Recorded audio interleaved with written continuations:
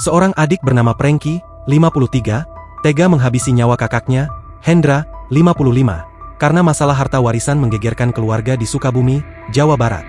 Alfi, 28, keponakan pelaku dan korban, mengungkapkan pembunuhan itu dilatari permasalahan yang belum selesai sejak lama. Alfi mengatakan sebenarnya Hendra sudah dilarang untuk menemui adiknya. Hal tersebut lantaran pelaku Prengki memiliki tabiat mudah emosian. Sebelum-sebelum, jauh-jauh hari juga sudah kita larang datang ke sana, katanya saat ditemui di RSUD Syamsuddin SH, Sabtu, 22 Februari 2025. Lumayan gampang emosi, temperamen, apalagi masalah harta, kata Alfi. Konflik dipicu soal pembagian warisan tanah peninggalan harta dari orang tuanya yang tidak ada titik temu antara keduanya. Diketahui, tanah warisan tersebut berada di Pasir Datar Caringin. Masih sama-sama keluarga, jadi kita saja kaget, sampai kayak gini, katanya. Saya juga nggak tahu pembagiannya gimana. Ada yang adil atau gimana, si korban pengennya tuntas saja, ucap Alfi.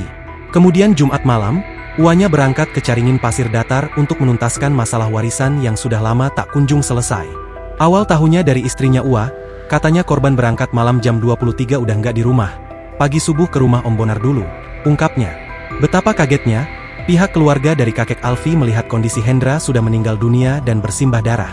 Ua juga nggak kekontrol tiba-tiba datang ke sana.